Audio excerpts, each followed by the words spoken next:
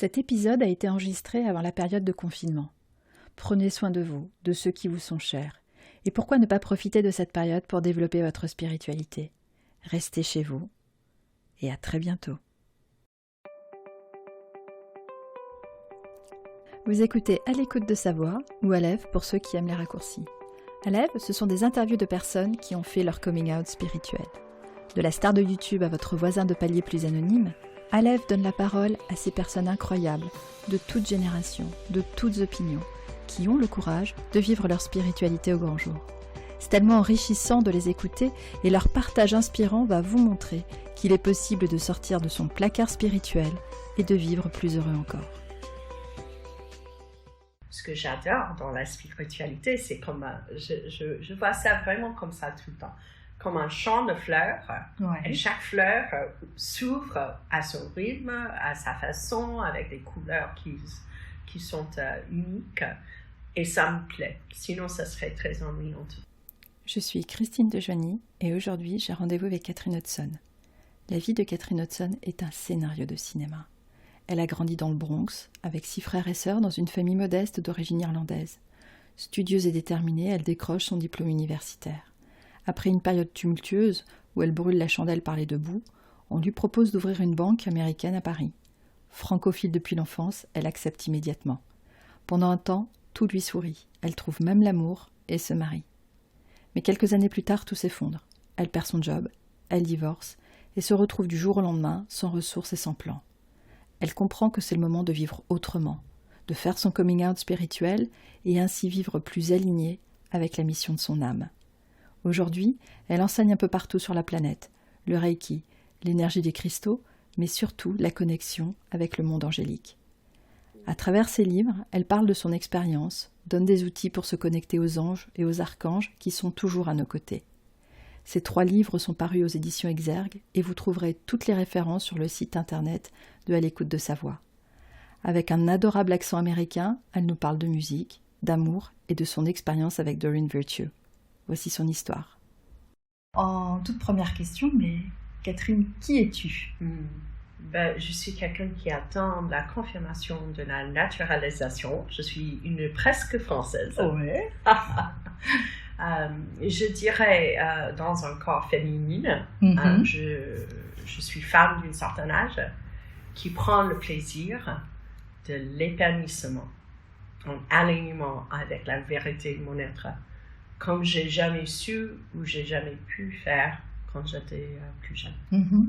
Donc, oui, écrivaine, animatrice, tout ça. Quel honneur d'être capable d'avoir la chance d'accompagner des personnes qui se révèlent dans la lumière et dans la joie et d'une manière terre à terre. Donc, tout simplement, je suis quelqu'un qui est très surprise que je m'épanouis autant que je fais actuellement. Et que je fais ça loin de là où j'étais née et loin du pays qui est de ma culture. Et pourtant, je sais que je suis à ma place ici. Et qu'est-ce que peu de personnes savent sur toi? J'adore cette question. C'est un secret. Oui, personne. On ne le dira à personne. J'adore chanter. Et depuis très très longtemps, j'ai envie d'apprendre à jouer la guitare. Ouais. Et mettre ma poésie en musique. Rien que pour moi. J'ai rêvé de ça depuis toujours peut-être. Et j'ai maintenant une guitare. Excellent. En fait, c'est vraiment la liberté. Je trouve que le chant exprime la joie merveilleusement bien. Et après une vie qui m'a fait fermer un peu la voix, maintenant j'ai envie que ça se révèle. Même si c'est dans un premier temps, au moins, rien que pour moi. Mais ça, c'est un secret. Je ne parle jamais de ça, mais avec personne. Donc, tu es la première. Parfait. On est vraiment content de l'apprendre. Mais maintenant, on va te suivre aussi là-dessus. Quelle est ta première pensée au réveil? C'est gratitude. Gratitude. Et ça me touche cette question, mais je pense souvent aux personnes qui sont déjà parties de la terre et de ma vie, et que moi j'ai une autre chance, et à chaque jour c'est une autre chance. gratitude. Qu'est-ce que la spiritualité pour toi? Pour moi, c'est vivre en alignement avec la vérité de mon être. Je peux parler que pour moi. Mais j'ai l'impression que ça s'applique à plus que moi. C'est s'étirer vers la lumière, s'étirer vers la version la plus vaste de notre être. Parce que la version la plus vaste de notre être est décidément en alignement avec la partie de nous qui était là avant qu'on a accepté une enveloppe plus petite. Ouais. Forcément, donc, la spiritualité, c'est une connexion avec le divin pour moi. Peu importe comment c'est vécu. Ce que j'adore dans la spiritualité, c'est comme je vois ça vraiment comme ça tout le temps. Comme un champ de fleurs, et chaque fleur s'ouvre à son rythme, à sa façon, avec des couleurs qui sont uniques. Et ça me plaît, sinon ça serait très ennuyant. Donc moi je considère que la spiritualité c'est notre vraie nature. On me demande ça souvent en connexion avec la religion. Je dis la religion c'est une manière culturelle d'essayer de mettre ça en place. C'est l'envie de l'homme qui s'est exprimé partout géographiquement. Mais la vérité c'est ce qui nous unit tous. C'est que notre vérité est beaucoup plus de ce qu'on nous a dit. Et alors là, malheureusement, vous entendez, vous voyez pas ce que je vois, mais alors là, Catherine, elle faisait des gestes avec ses mains. C'était génial parce qu'on voyait les fleurs qui s'ouvraient et que c'était génial de te voir. Et bon, on a quand même bien ressenti ce que tu voulais dire. Donc, du coup, quelle est la place de la spiritualité dans ta vie? Comment elle s'exprime au quotidien? C'est toute ma vie. Il n'y a pas de séparation. Au début, on commence avec la méditation, on commence en mettant les orteils dans l'eau un petit peu. Mais oui, et ça touche chaque instant de chaque journée. C'est à la fois mon travail et mon être, mon plaisir. Même les moments dans la salle de gym en kickbox que j'adore.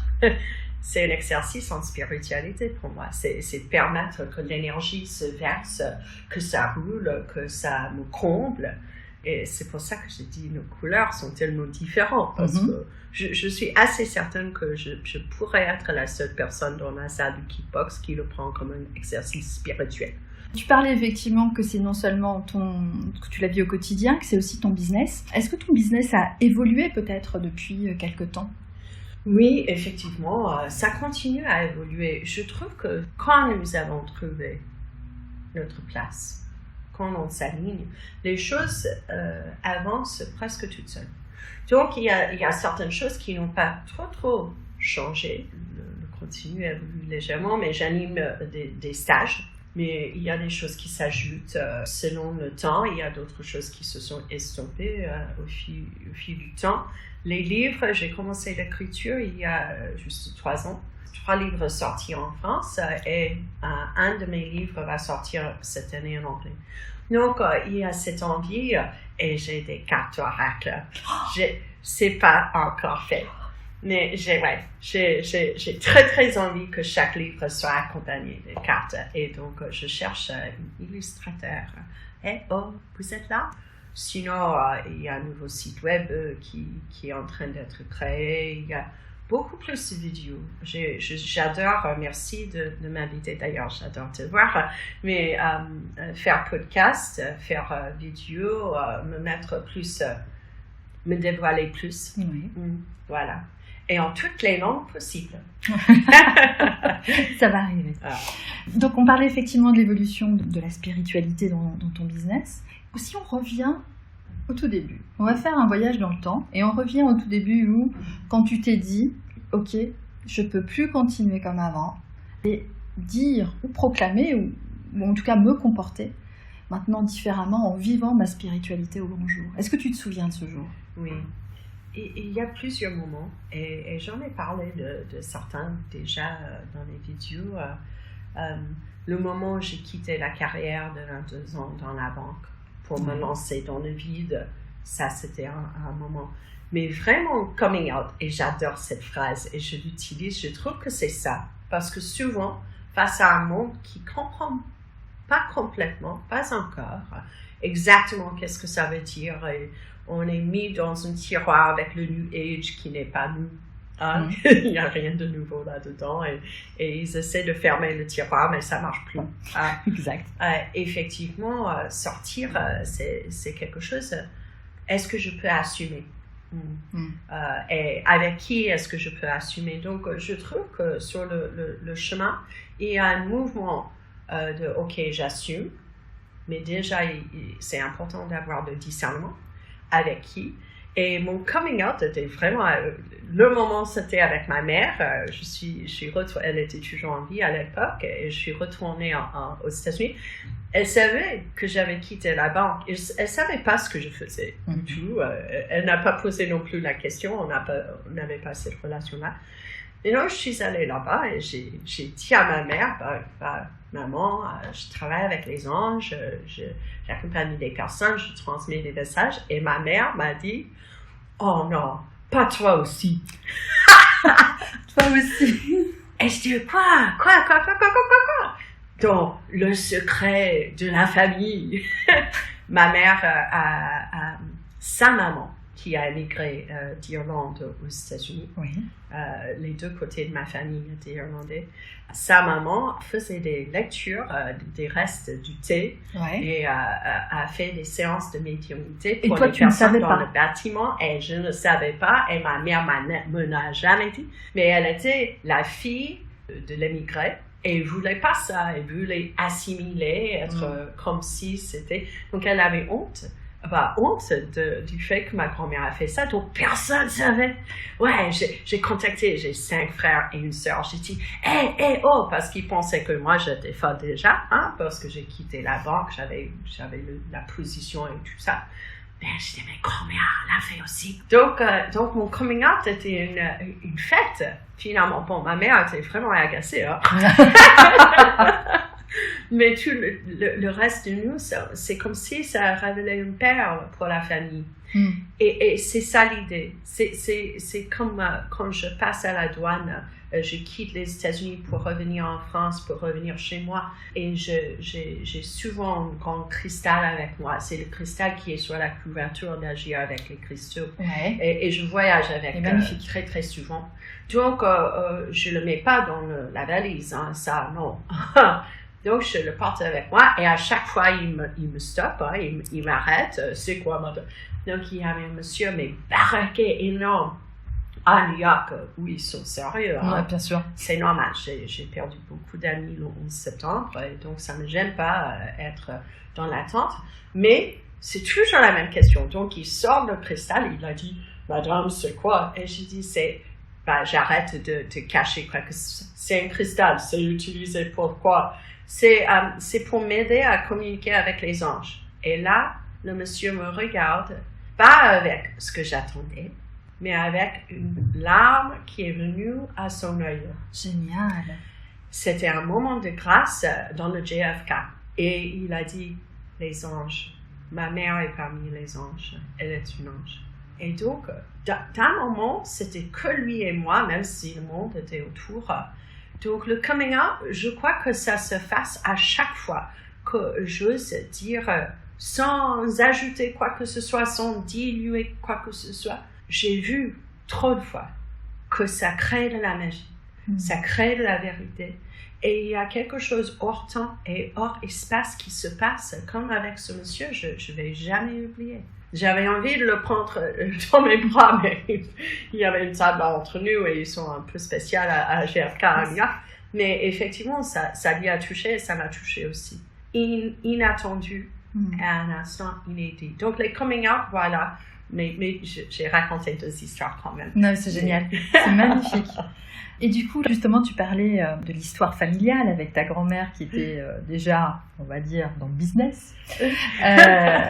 Et aujourd'hui, comment tes proches, ta famille le vit, donc tes frères et sœurs? Oui. Donc, au début, ça a rendu tout le monde très mal à l'aise. C'était très bien que j'étais à l'autre côté de l'océan. La planète, oui. Et pour eux, et pour moi aussi d'ailleurs, parce qu'on n'a pas besoin d'être tiré vers le bas pendant cette période-là. Mais maintenant, ça fait un temps. Et il voit que je suis pas à la rue, donc j'ai pas quitté la banque pour rien, pour être mis à la rue. C'était pas de la folie. Qu'il y a des livres qui sont sortis, un livre qui va sortir en anglais, je crois qu'ils ont peur. Mais j'ai dit, j'ai rien mis par rapport à vous tous. Mais maintenant, ils me voient et je suis de super bonne santé, je suis plutôt dans la joie. J'étais difficile avant. J'étais dure avant. J'étais distante et froide même avant. J'assume. Et maintenant, je ne le suis pas. Donc, ça leur attire maintenant. Mais qu'est-ce que tu fais? Okay, donne-moi un truc. C'est quoi ce... Donc, maintenant, ça commence. Maintenant, on m'invite. Encore rien, on ne m'invitait pas. Donc, si j'invite moi, donc, non, n'invite pas Catherine. Peut-être elle va venir. Ouais, je sais qu'elle est en France, mais on ne sait jamais. Maintenant, je reçois quand même des invitations. Peut-être ils ont toujours l'espoir que je ne vienne pas, mais j'ai les invitations. Et ça, c'est pas dans le bon sens. Que l'amour soit. Quelles sont les peurs que tu as su dépasser? Je dirais la peur de me dévoiler. J'étais très discrète. Je le suis toujours un peu. Quand je suis parmi les personnes, je suis grande, ouverte et ça me rend, tu me connais, très joyeuse, véritablement. Mais il me faut aussi des temps où je m'éloigne de ça et je reste plutôt dans la connexion avec la plus haute et nourrie par cela. Donc, au début, j'avais peur que mon temps avec les autres me tirerait vers le bas. Au début, j'avais peur que je pouvais glisser en arrière. Et le soulagement peut-être le plus grand, parmi les plus grands, certainement, de ce chemin, c'est quand je me suis rendu compte que c'était impossible d'aller en arrière. Je peux me détendre alors. et véritablement, la détente, ça nous facilite le chemin, ça accélère des choses. Mais effectivement, j'avais peur de retourner où j'étais parce qu'il faisait noir là. Est-ce qu'il y en a encore des peurs? Je suis certaine qu'il y en a parce que je suis un être humain. Je suis toujours là, mais il y a de moins en moins. De moins en moins. Même là, je suis allée loin pour tester, pour ressentir. Est-ce que j'ai peur que le monde va s'arrêter? Si j'ai une peur, c'est pour les océans et pour les animaux qui a des espèces qui partent tout le temps. J'ai un peu peur pour eux, mais je suis aussi consciente que eux, ils font partie de ce mouvement. Côté petite Catherine à l'intérieur, ça m'attriste que les animaux souffrent du fait que les êtres humains se transforment si lentement. J'aimerais bien accélérer des choses, mais c'est véritablement pas une vraie peur, parce que tout ce qui se passe dans le sens qui nous attend. Voilà, s'il y a une peur, ça serait ça, pour les animaux, et pour les plus sensibles des êtres humains. Parce que dans l'ambiance qui existe maintenant, c'est comme si la Terre est dans l'emprise de la peur. J'ai l'impression que c'est la Terre qui s'écoute pour être libérée comme un chien avec des puces. Dans ce cas-là, c'est qui les puces? Mais effectivement, cette idée d'être appelé vers autre chose, une libération quelque part, fait en sorte que ceux qui ont le pouvoir, consciemment ou inconscient, prend vraiment avec une emprise. Une emprise très très forte. Et l'énergie très brusque de nos jours, la violence qui augmente un peu dans ces mouvements-là, ça touche, ça crée la souffrance parmi les personnes les plus sensibles, et les jeunes qui arrivent sont déjà souvent, pas tous, mais beaucoup sont déjà du monde qui vient, et on n'a pas quitté le monde qui a été, et donc ils ne trouvent pas leur place. Et donc ça me touche énormément aussi. Mais même le timing de leur arrivée sur Terre n'est pas un hasard. J'ai fait long. Mais très intéressant, évidemment. Est-ce qu'il y a un conseil que tu aurais aimé avoir? Tu sais, on parle souvent de faire son coming out, de sortir de son placard. Et juste avant de pousser la porte de ton placard, est-ce que tu aurais aimé avoir un conseil? Oui, il y a deux choses qui sont connectées, qui me viennent. Un, c'est de la confiance le GPS inné et la confiance en toi. Il n'y a personne d'autre qui est experte sur ton chemin que toi. Même le Dalai Lama n'est pas plus experte. Le chemin est semé en toi. Donc, et de la confiance en cela. Et l'autre qui est très connecté, c'est restons dans la douceur envers nous-mêmes.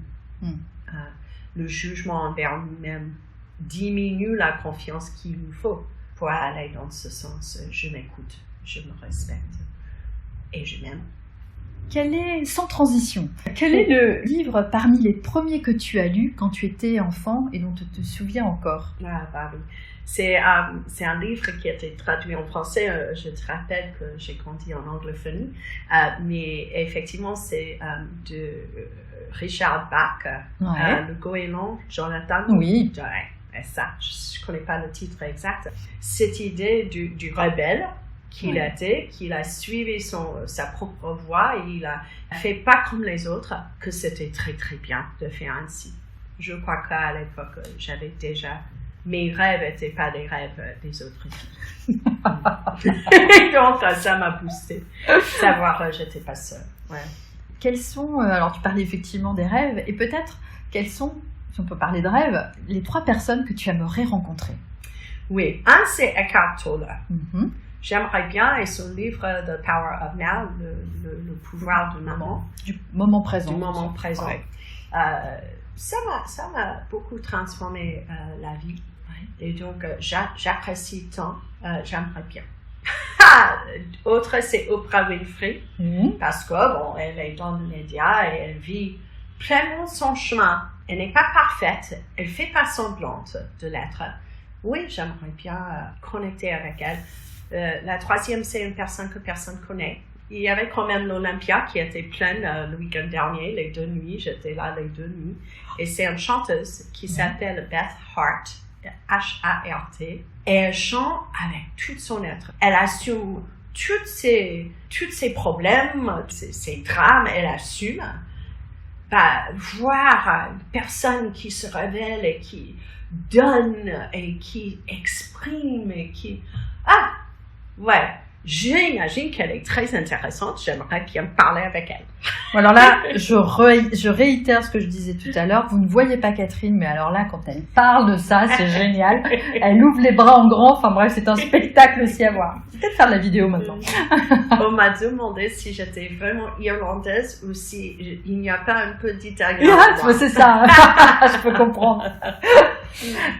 Si tu avais le pouvoir d'offrir 3 dons à un enfant qui vient de naître, qu'est-ce que tu lui donnerais comme don?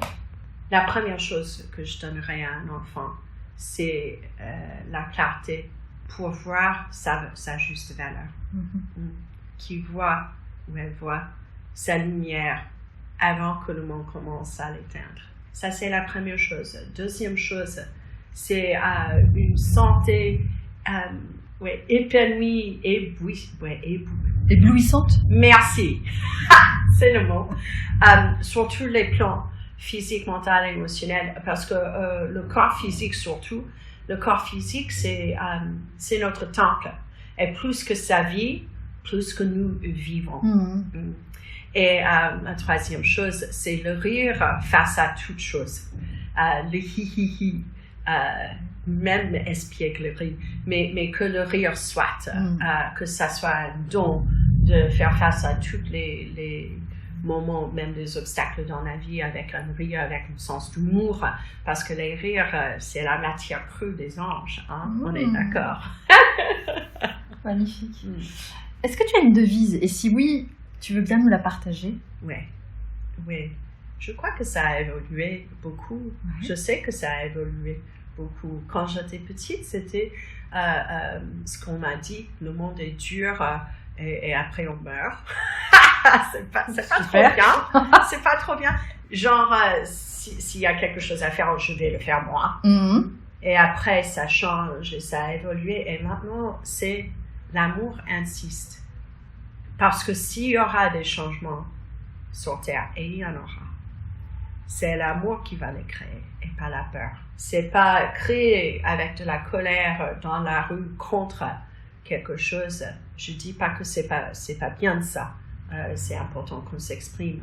Et finalement, c'est l'amour, c'est OK, quelle est la position de l'autre? Quel aspect commun est-ce que je peux avoir avec cette personne? Est-ce que je peux marcher dans ses bottes? Et là, on trouve une manière ensemble d'aller en avant.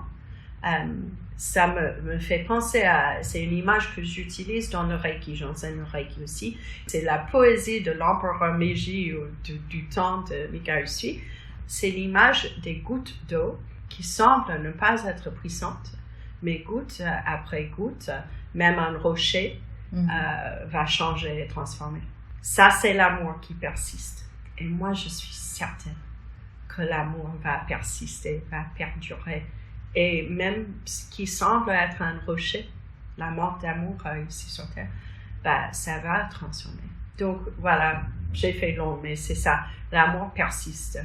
Et j'essaie de me rappeler de ça quand moi je suis face aux situations qui sont des défis. Ouais. Le métier que tu rêvais de faire quand tu étais enfant? J'ai dit, déjà, je voulais chanter. C'est drôle, je voulais être missionnaire. Je voulais être prêtre. Et ça, c'était pas permis parce que je suis une fille.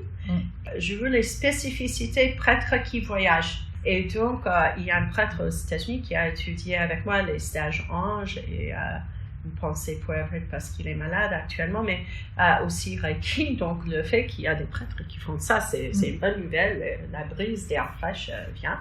Effectivement, c'est cette idée de partage, le sacré et l'appel vers d'autres terrains et d'autres pays.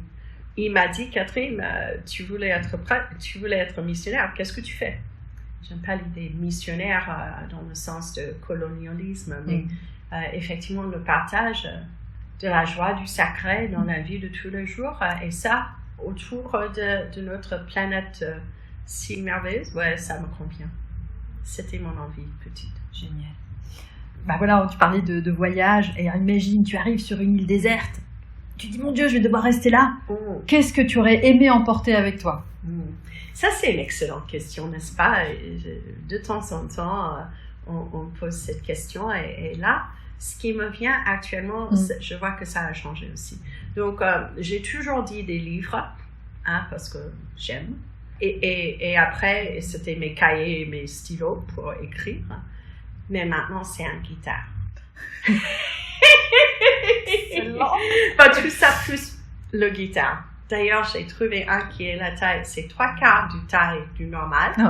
Pourtant, ça n'a pas perdu du son, c'est connu pour ça. Et donc, avec mes toutes petites mains, ça convient. Alors, des livres, tu as écrit des livres, après tu as eu des cahiers, la guitare. C'est peut-être un scoop, vous qui nous écoutez, mais je sens qu'on va pouvoir bientôt entendre de la musique de Catherine Hudson. On va voir. Non, c'est pas vrai. Elle n'a pas compris que j'ai pas encore commencé à apprendre à jouer la guitare. Catherine Hudson, elle fait les choses très vite. Que la musique soit. Une rencontre qui t'a marqué dans toute ton existence. Moi, je dirais Doreen Virtue. C'est elle qui... ses livres étaient parmi les livres que j'ai trouvés au début de mon chemin. En allant à Hawaï, être avec elle, être formée par elle, même si elle n'était pas trop là. On était 300 personnes, elle était là ponctuellement. Mais quand même, son travail à l'époque m'a marqué, m'a ouvert une porte. Et après, j'ai continué sur mon propre chemin. En fait, elle a fait un virement, elle. Elle fait plus qu'elle faisait avant. Elle est un peu... C'est très intéressant, le changement en elle. Elle est un peu dans la peur actuellement. Donc, je ne m'associe pas avec elle. Mais je reconnais qu'à cet instant-là, elle m'a beaucoup influencée. Ça a changé la trajectoire de mon chemin. Et aussi, elle m'a enseigné quelque chose d'important. Parce que même là, même à l'époque, j'étais là et je dis, je ressens pas cette femme. Elle avait très peur d'être en connexion avec les stagiaires, elle gardait beaucoup d'espace entre nous, elle se protégeait de nous, comme si on était maladie, quoi. Donc la peur était présente et j'ai dit, ça c'est bizarre, j'attendais une cœur grande ouverte et ça m'est venu et j'ai jamais oublié. C'est pas l'instrument qui compte, c'est l'air de la musique qu'on entend. Donc, c'est pas la personne, mais c'est le message. Et donc, j'ai bel et bien compris ça à ce moment-là, et j'ai jamais oublié. Merci à Dorine pour ça. Et c'est le même nom que ma sœur. Ah. Il n'y a pas beaucoup de Dorine, mais quand même. Ok. Sans transition, quelle est l'application qui est dans ton téléphone qui pour toi est indispensable? J'ai un certain âge, comme je dis avant, et donc je ne suis pas trop dans les applis. Il y a un que j'utilise tous les jours, et est-ce que j'avoue? Oui, j'avoue, j'utilise l'application Fitbit pour compter mes pas. C'est très, très important de prendre soin du corps physique, et ça me force un peu de rester conscient de à quel point j'ai bougé ou pas dans la journée, même chaque heure. Ça me fait qui dit ça fait 50 minutes t'as pas bougé, parce que quand j'écris ou quand je fais des choses je me perds, et donc c'est super intéressant, je trouve. Juste hier j'ai créé une Bitmoji. Je suis 10 ans derrière tout le monde.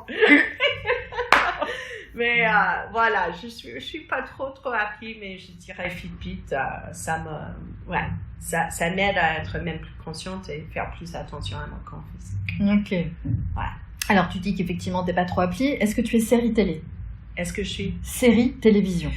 J'ai Netflix maintenant, donc il y avait OA en anglais, je ne sais pas si c'était même transmis ici, mais c'était une personne qui a justement apporté une autre manière de vivre sur Terre, là où elle est atterrie. Mais en général, je peux dire Medium, pas que ça c'est plus connu, parce que j'ai adoré que les choses qu'on vit, si on s'ouvre à tout ce qui est l'autre côté du voile, que ça devienne entre guillemets normal.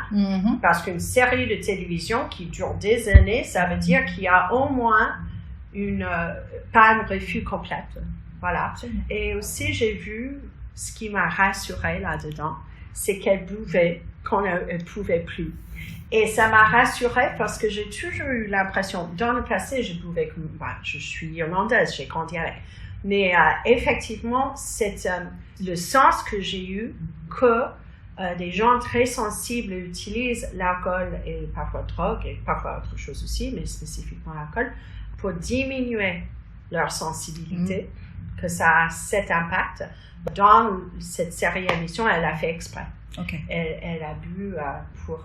Donc, oui, voilà, et c'est intéressant de voir quelqu'un de, entre guillemets, normal qui vit une vie de médium. Voilà. Quel est l'endroit sur Terre qui te ressemble? C'est drôle que tu me poses la question, parce que là où je vais, je me sens chez moi, véritablement. Il y a le pont Mirabeau. Quand je regarde dans un sens, je vois à la fois le Tour Eiffel et la Statue de Liberté. Et ça me touche. Et il y a des cormorans qui me rendent visite quand je me place. Ce matin, c'était encore le cas. Après la piscine, j'ai traversé, j'arrête au centre du pont Mirabeau assez régulièrement. Et là, c'est New York, c'est Paris, et ensemble, comme quoi il n'y a pas de frontières. Et que même si les deux, Paris et New York, sont chez moi, en plus Irlande et d'autres lieux aussi, qu'on est toujours chez nous.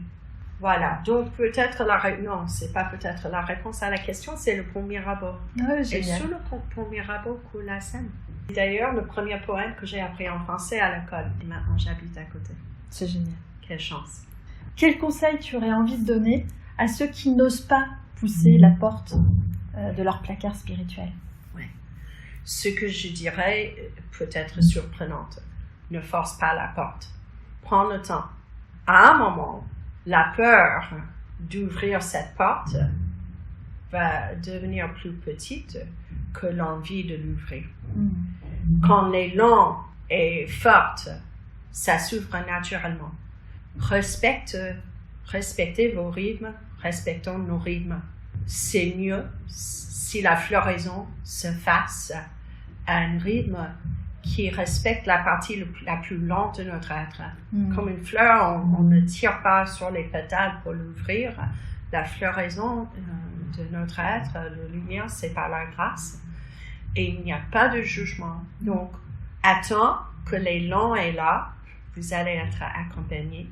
Ne jugez pas la partie de notre être qui a peur, parce que cette partie a besoin d'amour et de la compassion pour que notre floraison soit complète.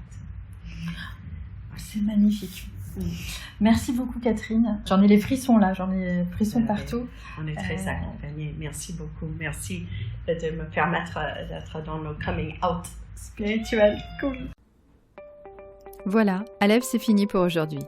Pour retrouver toutes les informations et les coordonnées de mon invité, rendez-vous sur le site internet alécoutedesavoix.fr. Et voix, c'est V-O-I-E. Vous trouverez aussi toutes les ressources mentionnées dans cet épisode. J'espère que vous avez aimé ce que vous avez écouté. Si c'est le cas, vous pouvez soutenir le podcast en mettant un maximum d'étoiles sur Apple Podcast afin de faire grimper la visibilité d'À l'écoute de sa voix. C'est de cette manière que vous pouvez aider concrètement le podcast à monter dans le classement. Votre soutien est important, je compte sur vous. Parlez-en autour de vous, abonnez-vous sur votre appli de podcast préféré et même sur YouTube. Si vous souhaitez aller encore plus loin et accéder à ce que j'envoie aux membres de la communauté Alève, vous pouvez vous abonner gratuitement sur alécoutedesavoix.fr. Vous pouvez découvrir aussi en avant-première la personnalité du prochain épisode sur le compte Instagram du podcast, alécoutedesavoix.podcast ou sur Facebook. Merci beaucoup d'avoir écouté jusqu'au bout. Le podcast revient dans 2 semaines.